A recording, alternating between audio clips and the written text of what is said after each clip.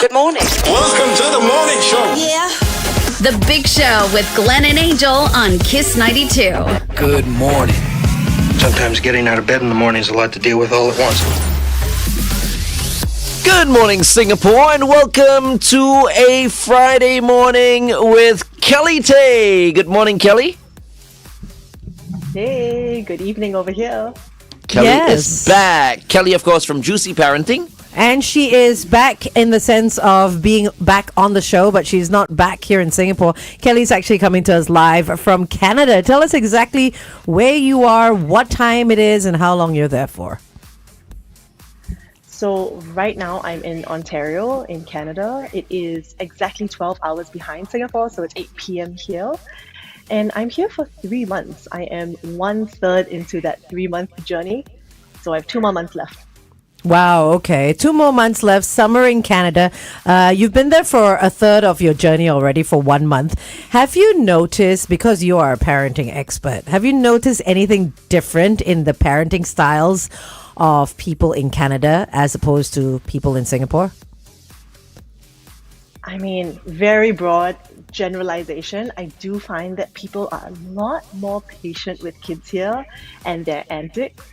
So when kids are joking around and maybe being a bit louder in, let's say, a restaurant or even just, walking down somewhere, instead of getting dirty looks, you get people who smile and who are like, oh, so cute, and want to come in and join with the play, even though they're complete strangers. So I do find that quite interesting. And also I find that there's just more space. And I do think that bigger space, more open areas does equate to more chill people in general. It feels that way. Things don't feel as tight and intense and people don't feel so kanchiong. Because it's quite claustrophobic, right? Everyone's up in your face. So when it comes to like restaurants, supermarkets and all that in Singapore, I'm saying. Right. Because we're a lot smaller in terms of land size. But why are people less patient here in Singapore with children? Kelly? What do you think, Kelly?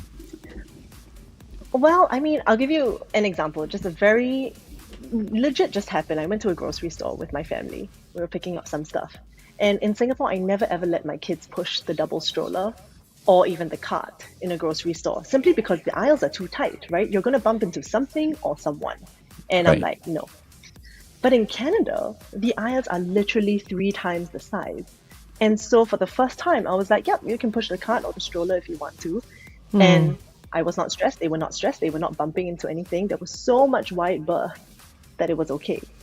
And I think because of that wider berth, you're not bumping into anyone. Kids are not being a quote-unquote nuisance. And so it feels like there's just more space in general. And I kind of sat there thinking like, your physical space really does shape your parenting choices and the options that you even have. Like I said, I don't allow this in Singapore. Right. But we can't really help that we have so little space in Singapore. So how can we still sort of, have that patience, but in a smaller country like we have and a tighter space like we have? I'm sure there is a balance that we can strike, right?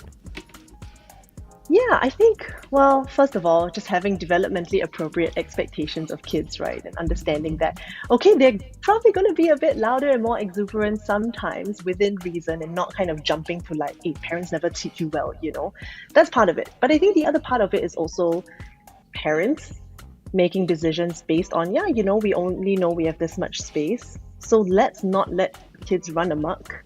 And let's be the parent and own this decision and say, hey, it's really tight here. When we go to an open space like a playground, run free.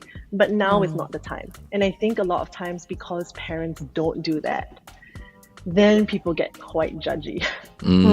Got it, yeah. We're taking questions as well, for Kelly, if you've got questions regarding your own child whom you're kind of losing... Struggling with? Yeah, struggling with. I wanted to say losing hope. No, don't say losing hope. Sorry, struggling with is better. Yeah.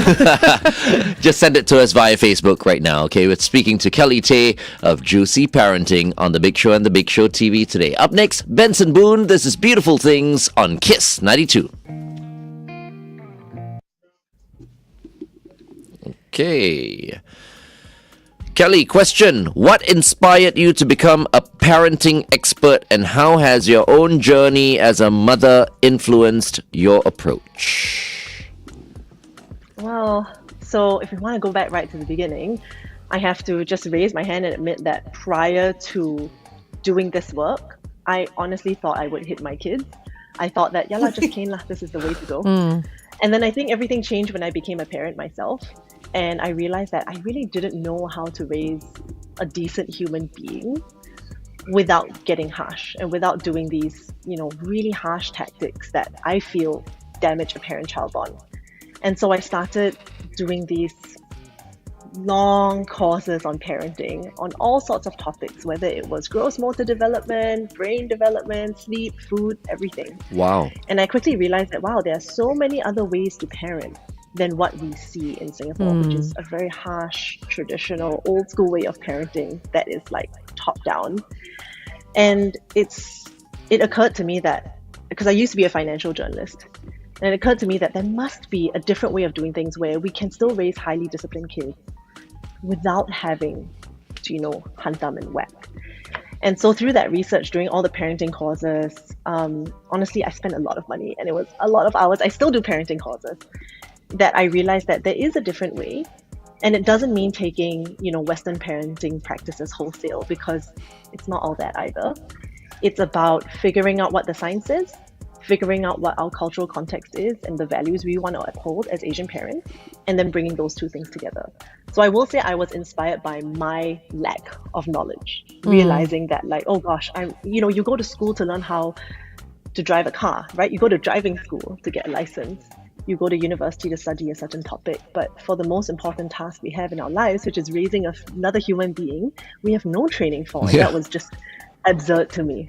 So did you start out taking these parenting courses just to make yourself a better parent, or to become a parenting expert to share with others? Or did that just come along the way?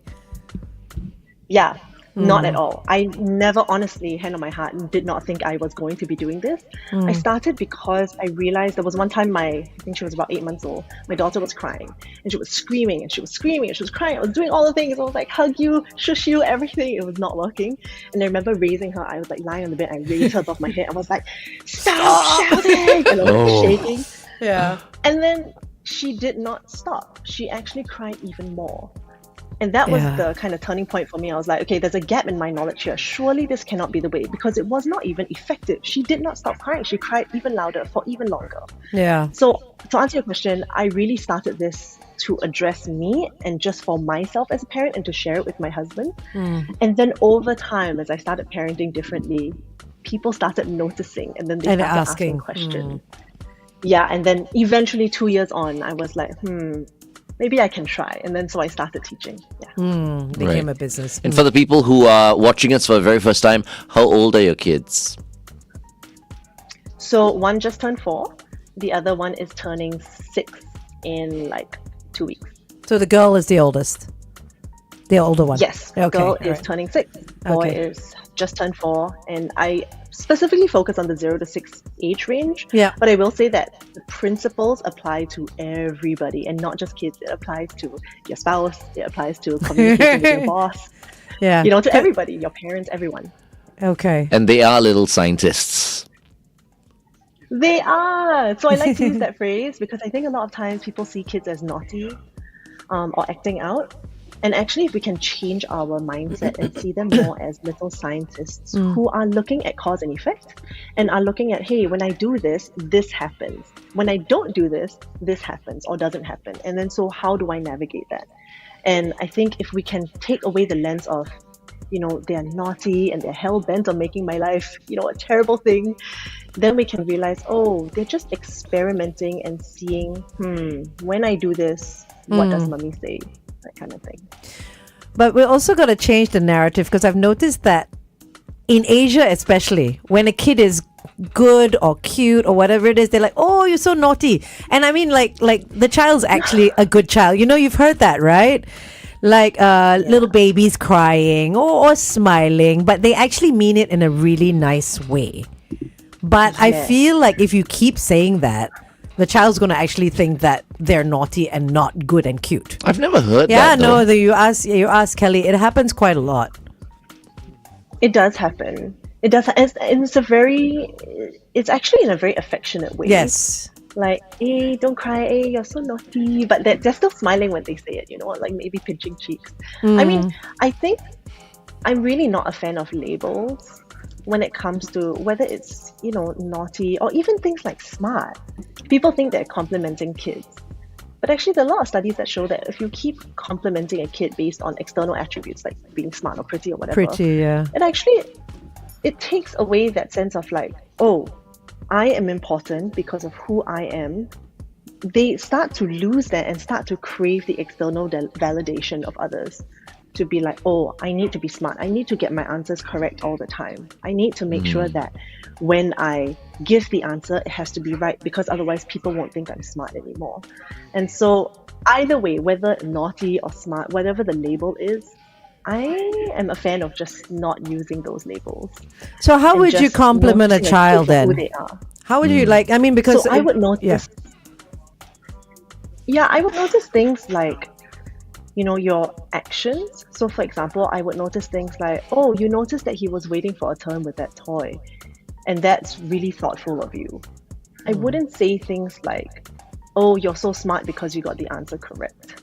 I would be noticing internal attributes and like values that they hold. So you're caring, you're kind, you're thoughtful, things like that, I think have more longevity. Wow. Yeah, no, it's a lot of thought It's put hard, into, man. because I would feel like saying that a child is intelligent, which is to me is an internal sort of attribute.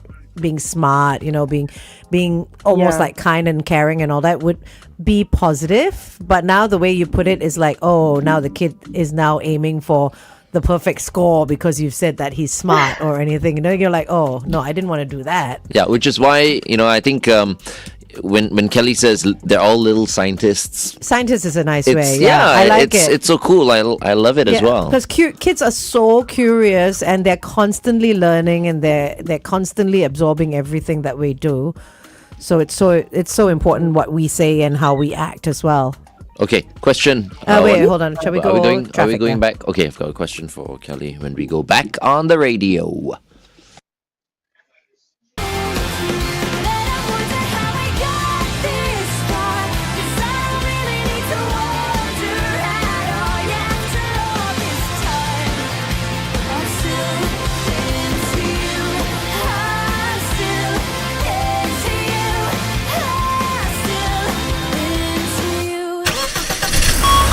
Kiss 92 traffic. All right, we got a message in from Matthew. There is an accident on the BKE. It looks really bad. At least 2 lanes are down. Drivers coming from Woodlands should consider entering Turf Club Road instead. There's a long trailer that looks to be involved in this accident. 1 traffic police car is blocking off 2 lanes. Once again, this is on the BKE coming from Woodlands. If you are coming from Woodlands, go via Turf Club Road instead. Otherwise, you're going to be stuck in traffic for quite a long time.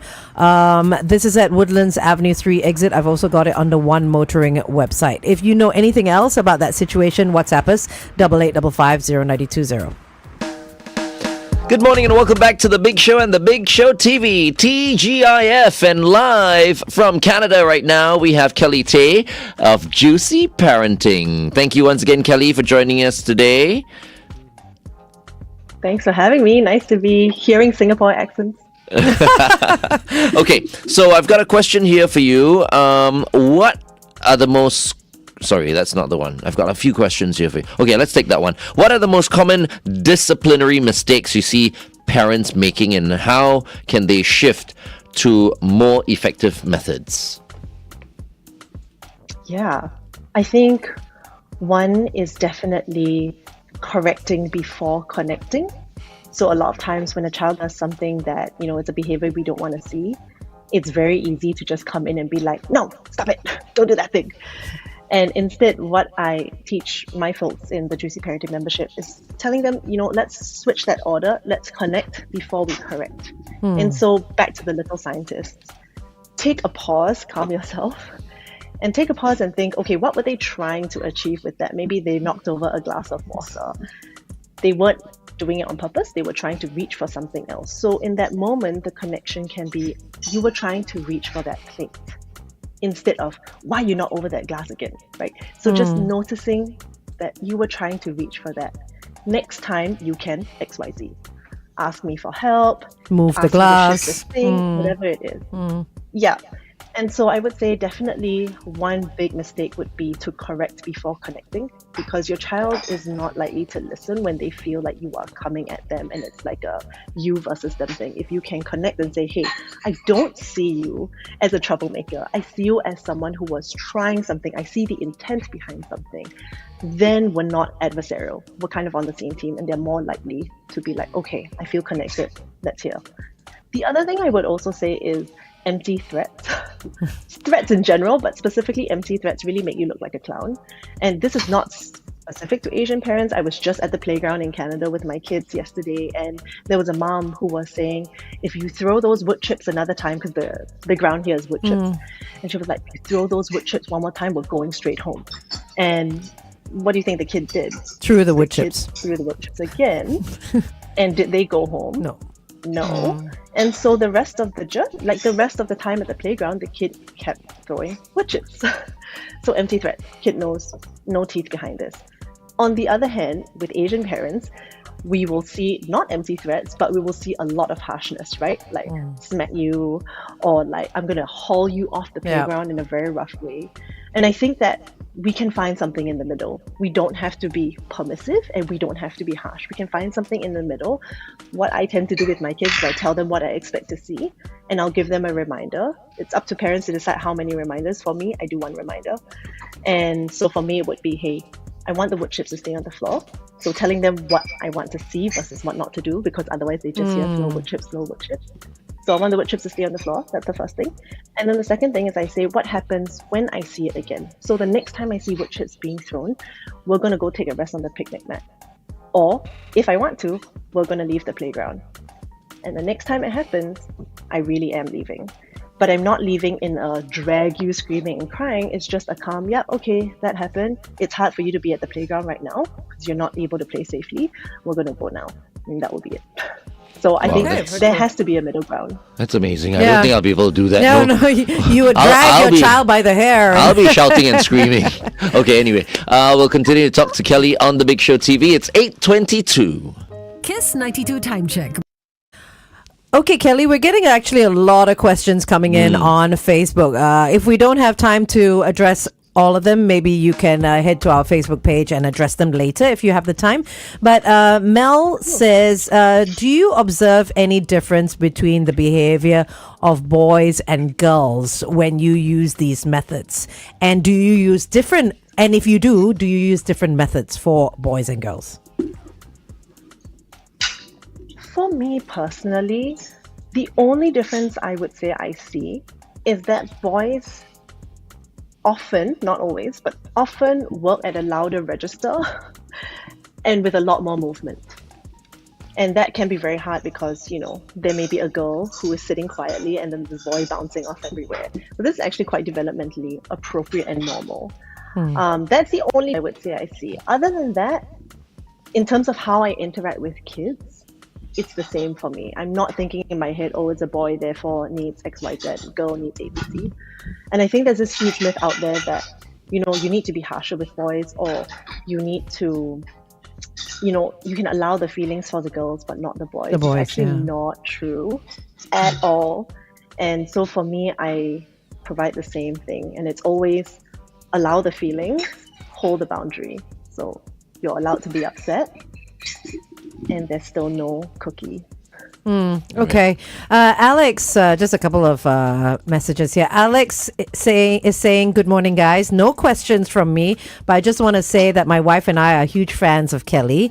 It's so good to see someone having the same parenting mindset, especially in Singapore. Great to see this healthy parenting community growing. So that's from Alex. But we also have something from France, and he has a question. He has an 8-year-old son who's lauded by his school teachers as well-behaved. A joy to be with. But when he's at home, he doesn't seem to listen to us parents. And last night we had to revoke his after-school playground rights. Wow. Could his behavior be due to having to keep up with school standards, but at home he lets everything go? It's possible. I mean, the first thing I would say with France is you should kind of give yourself a clap on the back, because it actually means that your child sees you as a safe space. Your child sees home as a place where they can truly be themselves. And that does mean, yes, we see more of the unwanted behaviors. In school, there's something called peer pressure. There is, certain norms that are abided by. And it actually tells me that he actually has a very good understanding of social norms Yeah. and a radar of understanding what's appropriate behavior and what's not. It's actually a good thing. And that his acting out is happening at home. I know it's harder for us as parents. It's actually what we do want. We want to be the ones who set the boundaries around these behaviors at home, and then they learn what's appropriate and what's not for outside as well. It does mean it is difficult. I would highly encourage these parents to move away from revoking privileges, because it doesn't teach anything except teaching your kid to hide their mistakes better next time. So because they know that, next time if mom and dad find out I did this, then they're going to take away XYZ. In this case, after school playground time. And instead, I would focus on a related consequence, meaning what was the trespass? What was the wrongdoing here? And find a consequence that is actually related to it, so that there is a through line. He understands that, this thing happened, and therefore this is the related consequence, versus I'm assuming that whatever just happened was not related to something at the playground, and now suddenly, there's no playground time. That's very, very tricky, and it's very ineffective for kids because they don't understand the link between what just happened. It just feels punitive. Okay. Kelly, what advice would you give working moms who struggle with guilt or the pressure to do it all? Oh, it's such a real thing. It really is such a real thing. I mean, there's this book I love that I encourage every single mother to read. It's by Dr. Kristin Neff. She's seen as the world's expert on self-compassion. And it's literally called Self-Compassion. And it is a great book that helps us mothers especially realize that we cannot be all things to all people at all At all times. times. And it is really, really important to realize that you are not alone in your suffering, not special in your suffering. We all go through this, because I think a lot of times it feels extra hard when we think we're a bad parent, we're the only one suffering through this, we're the only one not meeting our kids' needs. The truth is, our kids' needs will never always be 100% met. It is not a good thing for their needs to always be 100% met. And it is okay for them to see that you are human. It is okay for them to see that you have other parts of your life that light you up. And it really is about addressing ourselves and seeing that, okay, I'm allowed to be a full human. I am not perfect. It is not healthy for my kids to see I'm perfect. And just being very frank with them about it, yeah, I do miss you too. It's hard for me to be away from you. And that's why I make sure that when I am with you, my phone is away. I'm fully focused on you. We are choosing to do things that, we both enjoy together. And then, just letting that guilt just hand it off, go away. We don't need that. It doesn't make us better parents. It's not helpful. Nice. Any advice for clueless husbands? I mean, I don't mean it in a bad way, but there are some husbands who really want to help and want to contribute, but they don't know How? Especially if their wives are not telling them exactly. Yeah. What they want them to do to help them out. So, any advice for the men? I would say keep trying even when it feels like mommy is the preferred caregiver, because it does matter. Every attempt to bond with your child and to share in the caregiving duties is important, not just for your relationship, but also for your kids to see. I have these clients, both men, who I remember early on, they told me that it feels so difficult to step in. They want to be involved dads, but it feels so difficult because the children just want mom. And after a while, it becomes easier to just say, okay, fine, you all don't want me, mom will handle it, and I'm just going to go, out for drinks with the guys. And I remember one of them saying that he made the active choice to say, no, this is going to be hard. I'm not going to take it personally. Of course, they prefer mommy because there are biological things and mommy tends to spend more time with them. But if I don't put in this effort, it's not going to change. Okay. And it took him a few months. But he came out the other side and he said it was so worth it because now he's able to do one-on-one time with his kids. Nice. Because everyone actually really looks forward to daddy coming home. Okay. Going for traffic. Kiss 92 traffic. Okay, taking a look at what's happening on the roads. On the BKE towards Woodlands, at Woodlands Avenue 3's exit, a vehicle has broken down. Also, Matthew messaged in just before 8 o'clock saying that there was a really bad accident on the BKE coming from Woodlands. So if you're coming from Woodlands, he highly suggests entering from Turf Club Road instead. Enter from Turf Club Road instead. A long trailer looks to be involved. One traffic police car is blocking off 2 lanes. Look out for that situation. Let us know if you spot anything else. It's 8855 Welcome back to The Big Show and The Big Show TV. This morning, we're so happy to have with us Kelly Tay coming to us live from Canada. Kelly Tay, you can follow her at juicy.parenting. So Celine Wong has a question for you, Kelly. She says, it's all about the academics these days, especially in Singapore, right? Not getting straight A's. So what is the recommended approach when schoolwork is not done with due diligence and the child keeps forgetting the spelling or making mistakes or what have you? I mean, the worst thing a parent can do is start to get frustrated and start to show that, hey, this is affecting our relationship. The best thing a parent can do is to say, hey, you know what?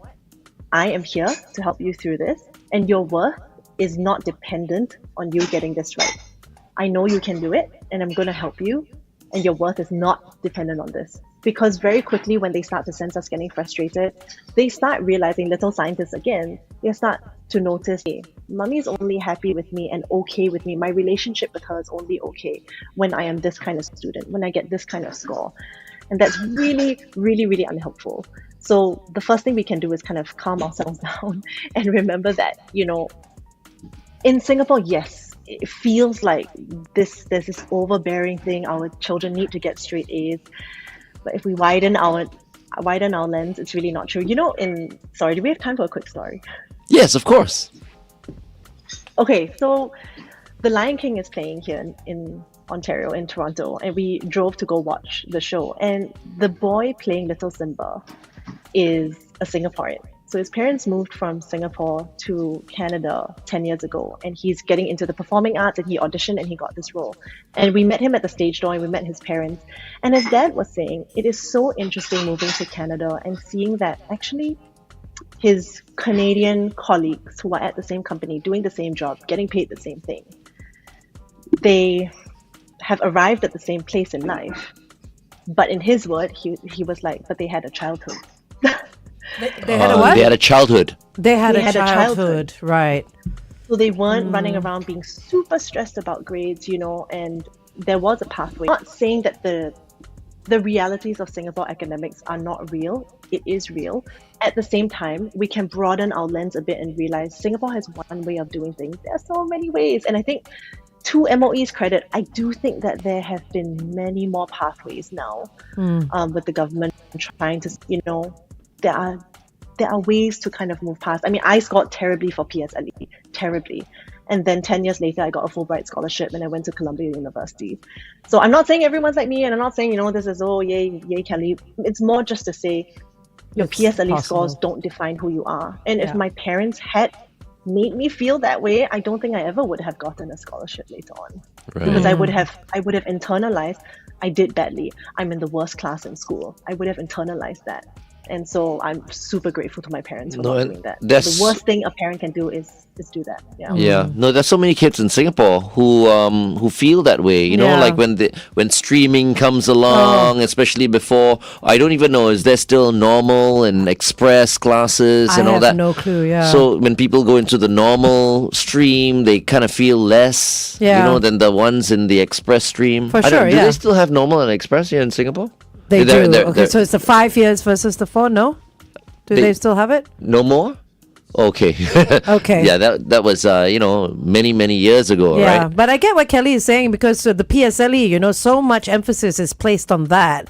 And even I myself didn't do well with my PSLE based on my Mandarin, which I never speak anyway. Yeah. And none of my family did. So it was just based on that one language where you're like, oh, that's it. I can't go anywhere from here. So yeah, you can't think that doing that one thing is written for the rest of your life, that you're gonna end up not doing well, because look at Kelly. Yeah.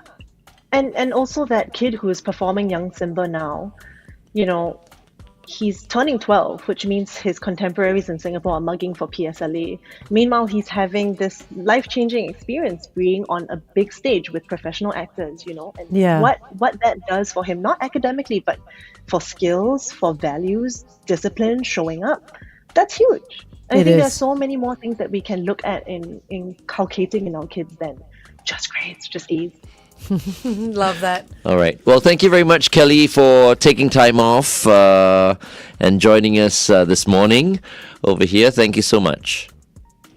Thank you for having me. Nice to see you all. Have a good weekend. Bye. You too. Love to the kids and the hubs, and we will talk to you soon. All right, sounds good. Thank you. Bye, everyone. Up next, Mariah Carey. This is Obsessed on Kiss 92.